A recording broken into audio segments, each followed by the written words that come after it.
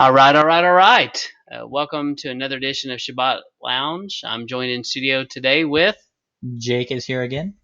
and we always appreciate you checking out our website, giving us a comment, a like, a share, subscribe.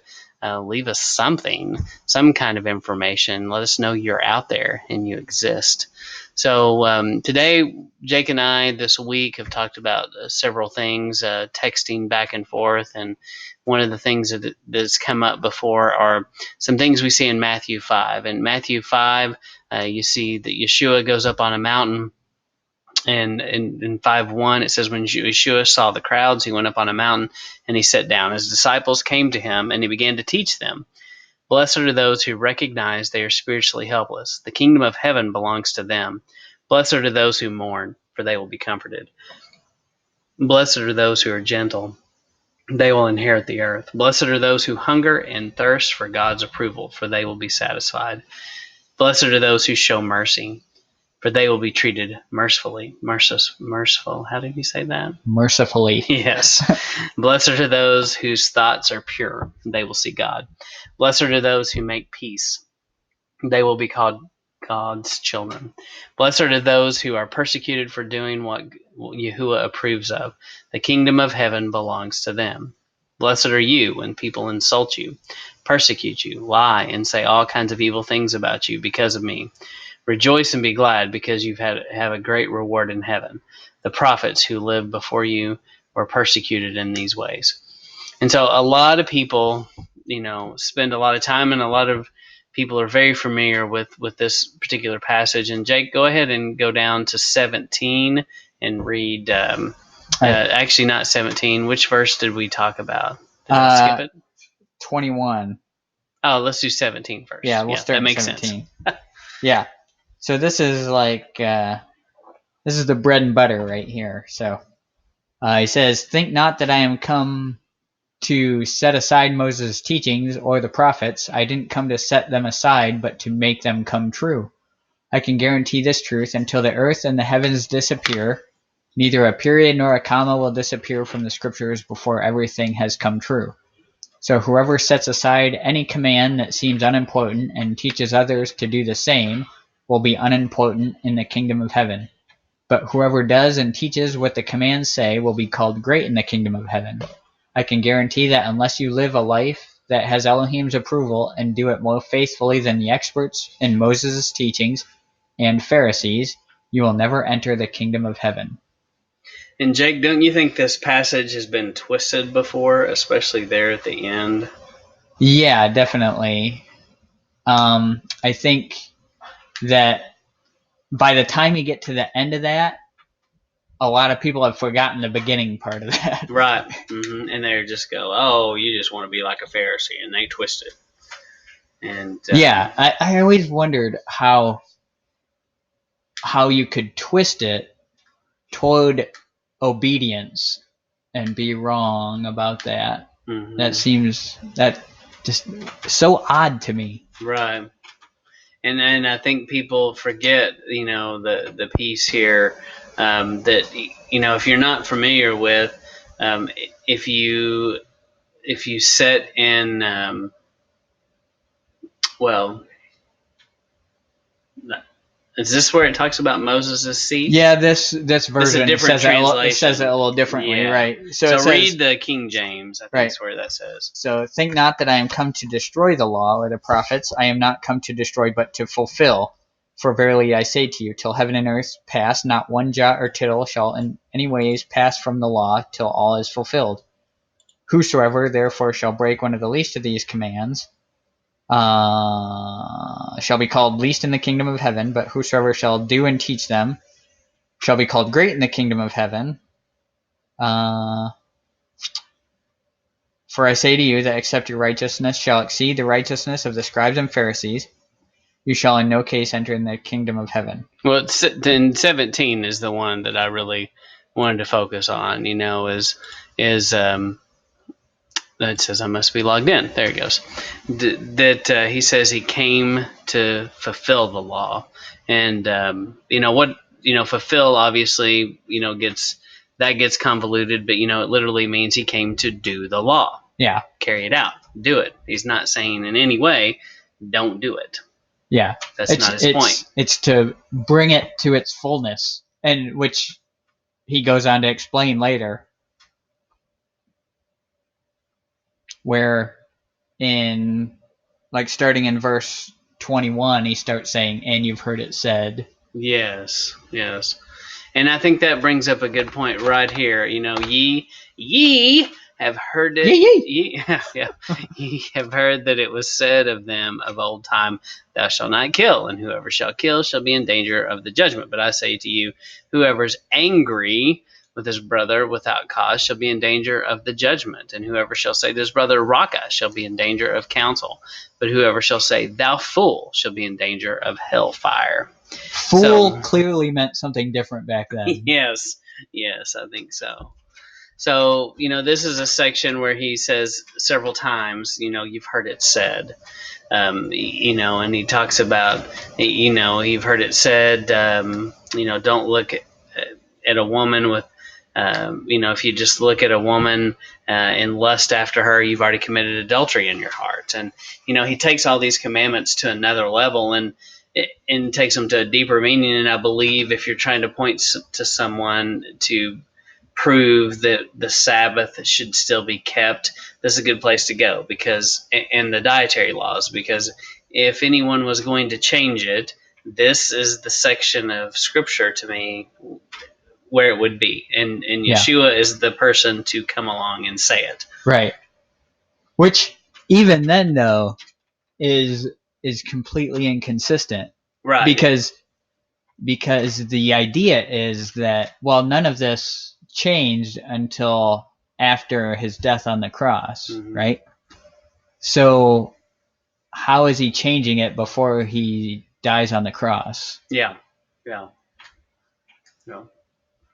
But definitely use those if there's someone you're trying to talk to. You might take them to this passage and show them how he takes the commandments to another level. If anything, when you study his teachings, it's a deeper understanding. It's another level that that was much beyond what we see with the Israelites in the desert wandering around. This is on a deeper level. I think though you do get that deeper level is embedded in there. Sure. But it takes Yeshua pointing it out to really expose that. Yeah. Well, and I think it was there, but all along Yahuwah has been limited by mankind. Yeah. And so from the very beginning, he can only do what the people let him do. He can only go so far because they keep putting up roadblocks, and he keeps taking where they are, and he works with it. Each generation he takes what we bring and works with us. Yeah, we're a vessel only so capable of certain things. And then the other scripture we talked about was it Matthew 23? I'm going to go to that's it. King James. We had that queued up, and once you read the beginning of that. So then spake Yeshua to the multitude and to his disciples, saying, the scribes and the Pharisees sit in Moses' seat. All therefore whatsoever they bid you observe, that observe and do, but do not you after their works, for they say and do not. For they bind heavy burdens and grievous to be borne, and lay them on men's shoulders, but they themselves will not move them with one of their fingers. But go ahead. And right here. So when you talk about confusing the King James right there, that's kind of a mouthful. Yeah. Explain that. What does that say? I mean, so I typically read King James, so to me this is super clear. But I understand, like, when you're reading it, you stumble over it and stuff like that. But the point he's saying here is, whatever they tell you to do while they sit in Moses' seat, you can't forget that part. Whatever they tell you to do while they're sitting in Moses' seat, do that. And what is Moses' seat? What was that? So my understanding, Moses' seat is where they would sit while they read the Torah. The only thing they were able to do while they sat there was read the Torah. So really he's saying, do what the Torah says, because they're sitting there reading it. Yeah, it's my understanding that they would sit in that chair, read the Torah verbatim. It had to be exactly what it said, and if they deviated, they'd be ran out of there. I don't know. It would not be accepted and not Right. tolerated for 2 seconds. And so it was only scripture. And then they had an opportunity later to midrash, but you got out of that chair Yeah. and you sat down with everyone else, and then you could talk about the scripture. But when you were in Moses' seat, you literally just read the text, just read Torah. And I think people too, for so long we forgot, they didn't have a New Testament. Even when Matthew is writing this down, there's no New Testament. There's nothing, uh, you know, Matthew, it was it, and it was in his hands. There was one copy of it. It took Yeah. a long time before these words became public and before multiple people had copies of them. Right. Yeah. And then it says, um, don't do what they do though, because they don't even practice what they preach, basically. And this was, I've had several conversations on this, and um, one of the things that always comes out on it is, oh, I thought they were like super law keepers. It's like, no, the Pharisees were law breakers. Uh, they they had the over and over again. You see Yeshua talk about they have the physical things, right here. Wait, stop, go back up. So here, verse 23. Woe to you, scribes and Pharisees, hypocrites, for you pay tithe of mint and anise and cumin, and have omitted the weightier matters of the law, judgment, mercy, and faith. These ought you to have done, and not to leave the others undone. He's saying the tithe of the mint, anise, and cumin, though a less weighty matter, is still important. Do it. But don't forget the judgment and mercy and faith, which are still parts of the law. Mm-hmm. And if you know Torah, you know those are in the Torah, and they're not some new thing that came about with Yeshua. Yeah. Well, in the Pharisee, they do seem to be like so many people, and my wife hates it when I say it, but the greasy grace aspect, where they clean themselves up nice and pretty and go to church. Years ago we used to do a church skit with kids, and we would have pretend mom and dad arguing with the kids, and the whole car ride to church they're just arguing and bickering and complaining and picking on each other, and just chaos, and it's bad. And as soon as they get up to church, they get out of the car, and they're now they're the pastor, and this is the pastor's family, and they're, hi, so very nice to see you again, oh, you look beautiful today, and their countenance changes and everything about them changes. and Yeah. and so much of Christendom and modern day churchianity, people put their nice suits on and their nice clothes on, With and their church face on. that's right, they dress up and look nice and go talk nice, and try to be nice for an hour and a half, and then they've checked their box, and then they're just like the Pharisees. You have washed the outside of the cup, but inside it's still filthy. Right.